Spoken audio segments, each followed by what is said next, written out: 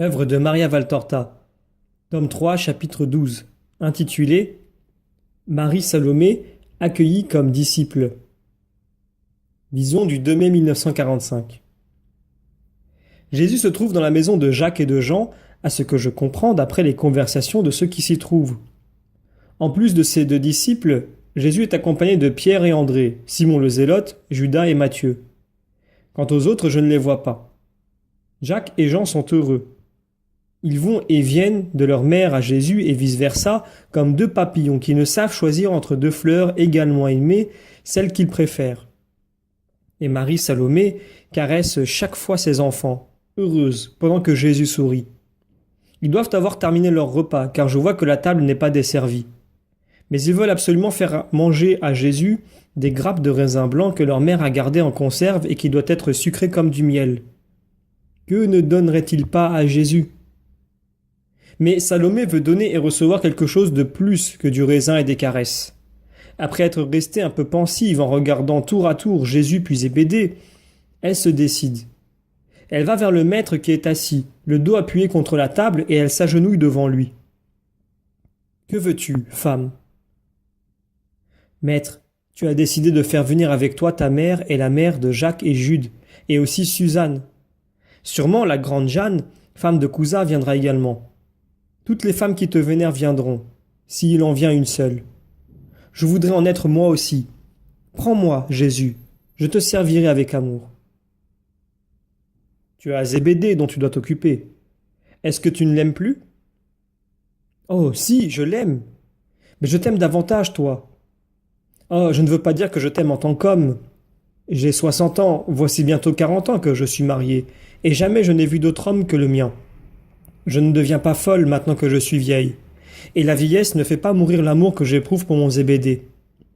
Mais toi, je ne sais pas bien m'exprimer. Je suis une pauvre femme, je parle comme je peux.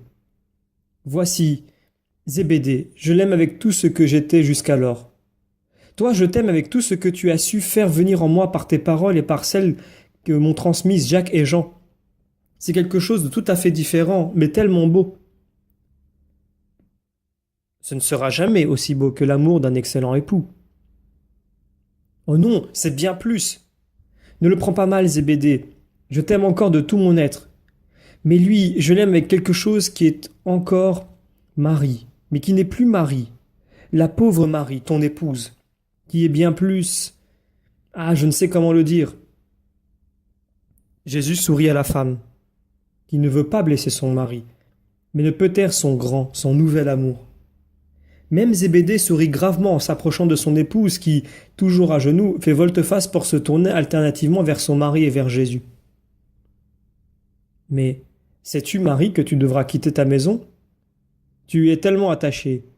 Tes colombes, tes fleurs, cette vigne qui donne ce raisin sucré dont tu es si fière, et puis tes ruches les plus célèbres du village. Et encore ce métier sur lequel tu as tissé tant de lin et tant de laine pour tes bien-aimés.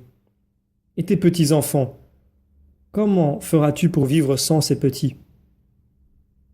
Oh, mon Seigneur, que veux-tu que représentent pour moi des murs, des colombes, des fleurs, une vigne, des ruches, un métier à tisser, toutes choses bonnes et qui me sont chères, mais si petites par rapport à toi, à l'amour pour toi, mes petits-enfants.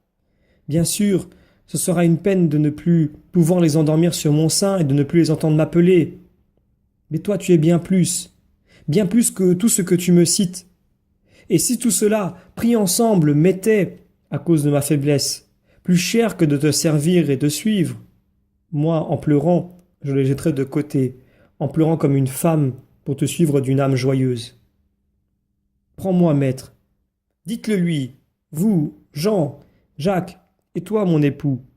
Soyez bons, venez à mon aide, tous. C'est bien, tu viendras avec les autres. J'ai voulu te faire bien réfléchir sur le passé et sur le présent, sur ce que tu laisses, sur ce que tu prends. Mais viens, Salomé, tu es mûre pour entrer dans ma famille. Mûre ?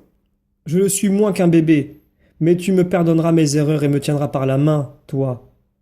Parce que, rustre comme je le suis, je rougirai beaucoup devant ta mère et devant Jeanne.